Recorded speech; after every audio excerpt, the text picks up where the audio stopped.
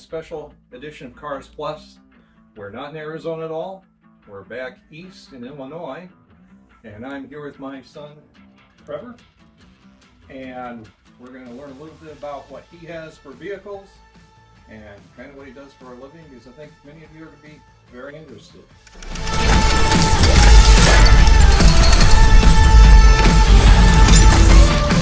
I'm not a joyride, a hit and run. I thought I loved you, you thought I was fun. I'm moving on down, down the road. Watch me as I go. All right, let's ask my son Trevor really what he does for a living. What do you do, Trevor? So I work at a car restoration shop. We specialize mostly in muscle car gear stuff. We have done stuff from the 30s up to the 80s. I've done some stuff like my personal car here with performance upgrades on late model muscle cars and Corvettes. I'm mostly mechanic. I do some mechanic stuff there, but my primary function is project planning now. So I do a lot of talking with customers, helping to figure out what they want, building parts lists, planning with the work on the car, keeping timelines and budgets and all that sort of stuff. It's challenging, but it's not a regular job. Well, that's good. So how many years have you been doing it there? Just shy of 14 years. Just shy of 14. Now, for those of you who don't know, unless you've looked at a couple of videos on the channel, this is my oldest son who used to want to be out in the garage helping from about like 2 or 3 years old. Yeah, probably. Some of my earliest memories are hanging out in the garage. So let's go into how you got this particular car and what is special about it. I want to hear the story because I've heard it, but I think they're going to be interested in the story of how you got the car. So this is a 2012 ZL1 Camaro. For those of you who watch this channel, you're probably not super familiar with Camaros and stuff, so I'll go a little bit into what that means. In 1969, the first generation Camaro, GM made a special edition that came with the 427 aluminum engine and was otherwise a bare bones car, kind of meant for your drag racer to buy and modify and do as he pleased, but had the biggest engine and the lightest weight the GM had available at the time.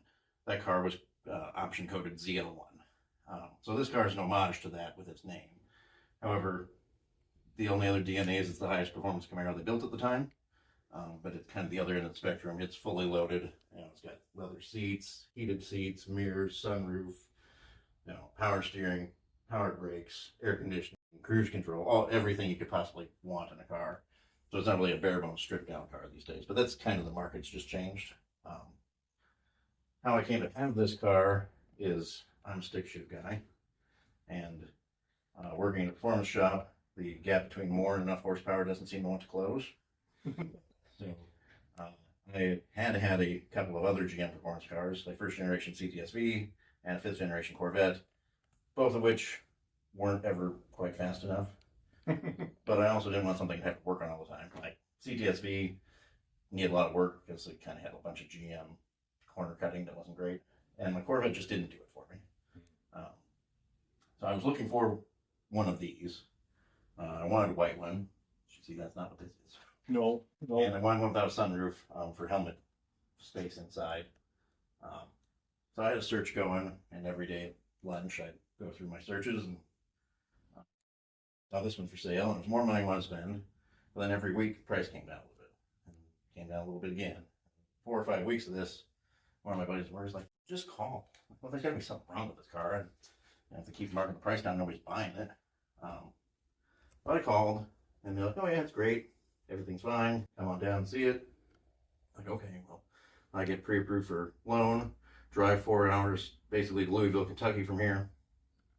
And I get there, and figured out what was wrong with it.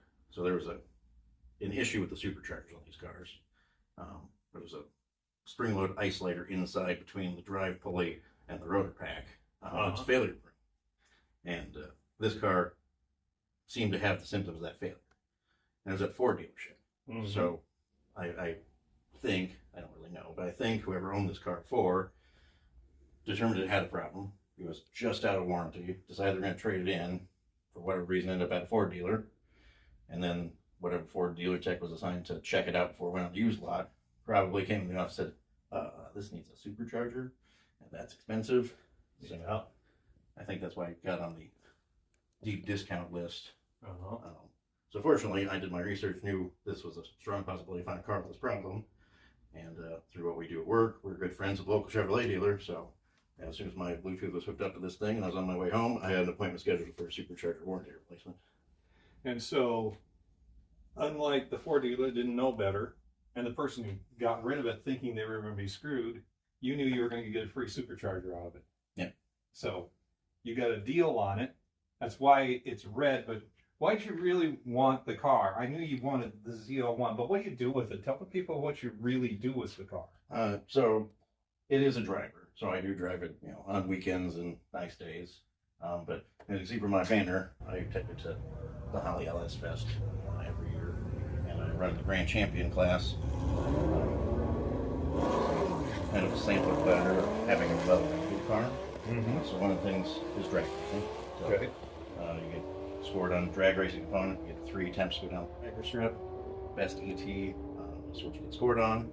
And then you participate in autocross on 2 different courses across 2 different days. Your best time from each course gets put into composite of that. For those who may not know, autocross is a miniature road course. So it's set up in a parking lot sized area. Really? And it's they put cones out to denote where the course is. Okay. So you can lefts, rights, hard braking, hard acceleration. But it's set up to where it's relatively safe. Not that you can't wall up your car. There are walls and guardrails and stuff around parking lots. In the case of LS Fest, it's at Beach Bend Raceway Park. So they do it in the middle of the concrete oval on the course. And then at the National Corvette Museum on their skid pad. So those all have barriers around the edges. So people do smash their cars out. Okay. But the point is it's relatively safe. It's designed that even powerful cars aren't going to do more than 60 miles an hour in the fastest stretches. Okay. Slower cars do 40, 45. So you don't have to be a super skilled driver to have a good time and Okay. get some good driving experience out of it. And the third component is kind of a subset of 3S called autocross, called 3S, which stands for start, steer, stop. So you run a mini drag race from dead stop, 180-degree turn, and you got to stop inside a box. So if you go outside the box, you get disqualified. If you hit cones, you get disqualified. And then you go around and you do it the other direction. So you do right hand and the left hand. You have a limited amount of runs you can attempt that on, but you get scored on your fastest left and your fastest right. All those scores get combined to where you get your total score for the Now, this is a pretty capable car, but where I go with it, I'm dead average with it. You're dead average with it. So are you better at the autocross or better at the dragster? I do better at the autocross, mostly because it's a stick shift car. So stick shift is fun, but drag racing is challenging because getting out of the hole, it's hard not to either bog it down with being too aggressive on the clutch and on the throttle, or just spin the tires going the other way, being too aggressive on the clutch and throttle. And then you got to be on point shifting as you go down the track. So I have a friend with pretty much the same car and an automatic. He's got a few more modifications. He kicks me on the drag strip every year, but I usually score better than him on the autocross. So okay, all right. The other thing in all this is this class we're only supposed to run a 200 or greater tread wear tire.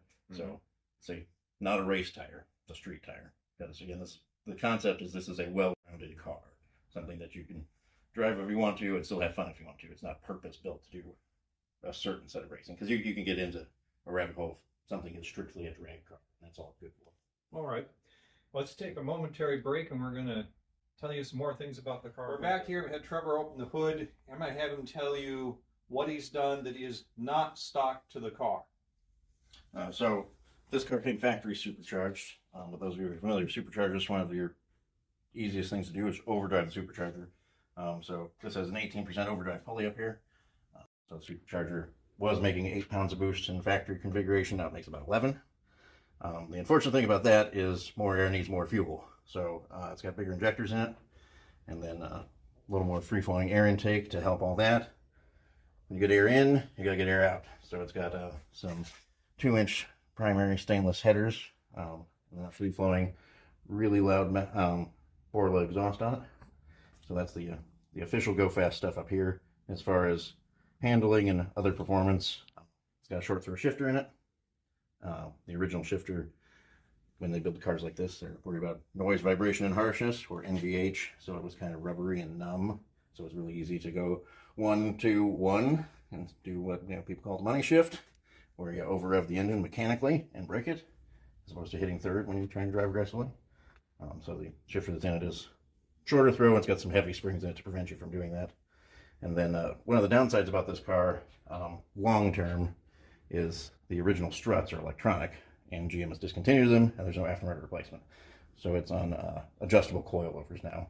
So nice thing is it's way more tunable than it was, but the disappointing thing is I've lost the ability to just push some buttons and do that from the driver's seat. And in that process, I lowered it about an inch from stock, although this car is already lower than a regular SS Camaro from the factory. Now, the tires you've got on, are these the ones that can only be used above 40 degrees? Yeah, so generally, when you get into a high-performance summer tire, so it's still a street tire, it's got a DOT number, it's legal to drive on the road. Wear rating, the rubber compound becomes very soft when it's hot out and very hard and brittle when it's cold out. So it's not a good idea for the longevity of the tires or your safety to be driving on a tire with a super soft summer compound when it's below 40 degrees out. All right, now, you keep mentioning it's a stick shift car, my favorite type of car. Tell us how you got into driving stick shift cars. A little history on that. Well, so first of all, viewers of the channel probably know that these people drive old cars a lot. When I was a kid, the family car was a 1950 Chevy Fleetline sedan, 3 on the tree, and then the 39 Gram, the green one that's on the channel occasionally, was the other family car, so mom and dad's. As time went on, family cars changed, but I sat a lot in the front seat a lot when my brother and sister were in car seats and I didn't fit in the back seat, so I got a very good handle of where first, second, third, and reverse are in a 3 on the tree car, and watched a lot of footwork. So my official learning wasn't a whole lot of seat time with somebody in the passenger seat, like, you know, put a little more gas in it, a little less clutch. It was, Dad said, hey, you want to go move the 50 Chevy in the driveway? Okay. So I fired it up and I moved it, 30 or 40 feet forward. And then later on, we had a 72 International pickup truck, which was the first thing I really drove on the street. And I don't really remember a whole lot of particular instruction. I'm sure there was some, but that was the thing I drove on the street a lot. And then I never personally owned my own stick shift car until about 10 years ago when I bought my CTSV. I had always driven other people's stick shift cars, either through work or my parents. But you got to learn it as a kid when most people didn't have them anymore. Yeah. They just didn't. And so I always think they're so much more fun and engaging than other vehicles. Sound-wise, starting this one. Hopefully it's not too loud and doesn't clip your sound because it's loud.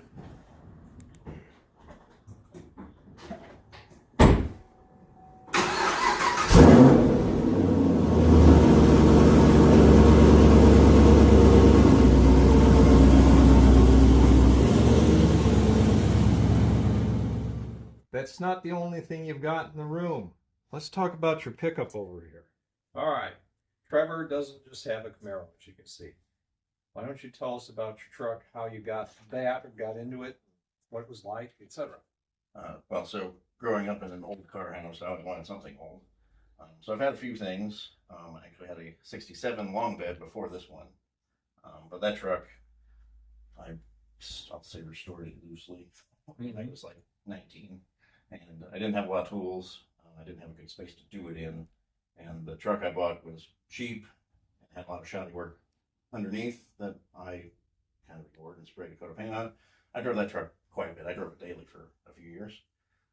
And over time, all the things about old cars that are not great when you're trying to drive daily started to wear on me. So that truck originally was drum brakes, 327 2-barrel, turbo 350, 411 gears, which all sounds cool until it's 3,300 RPM to do the speed limit to work on the highway every day, and it's screaming at you and getting 9 miles to the gallon. And then drum brakes work great when they work, but they need attention and they don't have any repeatability. So drum brake fades. That's why disc brakes are a thing. And it was poorly lowered, so somebody just torched the springs. So all that, and That's all they did? that's all they did. Oh. So in all that, I did a proper suspension upgrade on that, disc brakes, put an LS engine in that truck, and drove for a long time. And I got to the point where, well, I really need to redo the body. Coincidentally, we were moving to a new facility at work, and this truck was in the back for sale because we were moving in. So legally, this is a long bed GMC, and I thought, well, I'll buy this because I only paid $800 for the truck itself. It was a frame and a body shell, no drivetrain. And I'll take 2 trucks and make one. Initially, I was going to just build the same truck again, painted the same as the other one. I'm like, I don't want to go through all that work to have a long bed, and then it looked exactly the same. No, let's do something different. So I decided to chop this down to a short bed. So I pulled this thing all the way apart, cut the frame in half, took a foot out of the middle of it, cut the bed into a bunch of pieces. And in all that process, thought, well, let's make this more than just a short bed, because everybody wants a short bed Chevy truck. So my boss, Kevin, and I were talking about all sorts of cars we wish I had a customer for. And this is one of them. So I became my own customer. It's what if GM made an SS pickup in the 60s? Because they've done that recently. Pickup trucks have become more popular. GM kind of dabbled in that. There was one called the CST, the custom sport truck. But really it was some badges. It didn't really emulate what muscle cars were at the time. So who knows what GM would have done. But where I work, there's a bunch of takeoff Camaro parts that would have ended up in the trash. Okay. So ice cube trays out of the 68 or 69 Camaro in the hood. The center section of the hood actually cut out of the middle of a 68 or 69 Camaro hood. So this power bulge in the hood is not the original Chevy truck. And the peak on the Chevy truck is actually square. So this is the Camaro. And then the bumpers started out as a bunch of 68 Camaro bumpers. The truck's wider than Camaro, so it took several to make them. And then the back, the tailgate actually leans forward, which I think actually helped the proportions of the truck. So the top of the bed is the correct length for a short bed, but the bottom's longer. So the rear wheelbase looks more correct in the bed, in my opinion. They also too short when they're tractor short beds in this generation Chevy truck, to me. And then stripe packages, kind of reminiscent of a 69 Camaro with a hockey stick. Houndstooth interior was a pretty typical performance thing at the time at GM. It's a steering wheel in there. Did you sew it? No, that's a seat cover that I bought. Okay. All right. At the time, we didn't have a upholstery shop. Okay. Well, I need to have one now, so I didn't know if it was active then. So I've had this truck's been done about 10 years. For a few years, she drove this Dallas Fest and entered in a car show. This should be a cool kid. And then she rode along with me, and passenger with that autocross in the Camaro. She's like, well, I want to try that. Well, there's nothing that says you can't do it in C10. You register for it next year. Yeah. And this truck is not set up at all for bench seat is terrible for going around a corner. It's pretty basic suspension. So this is not competitive in any way, but she has adequate time wheeling her. Now, drivetrain runs, exactly what is in it now? So this has got a 4.8 liter LS based engine. Started its life in a 2002 Chevy Silverado. Then it was in my 67 C10 before this, and now it's in the 68. It's got a 4L60E transmission behind it, which is an electronic version of the 700R4. It's got a GM 12-volt truck rear end, 373s with locking differential in the back. And then some cheese. Spoiler set up back there. Yeah, so the spoiler is an homage to a 68 or 9 Camaro. I made that out of steel myself, but when I did that, I had a junk 69 Camaro spoiler that pulled out of the trash can at work and kind of set it up there and used that as a guide. It makes a pretty cool package when you're all done here.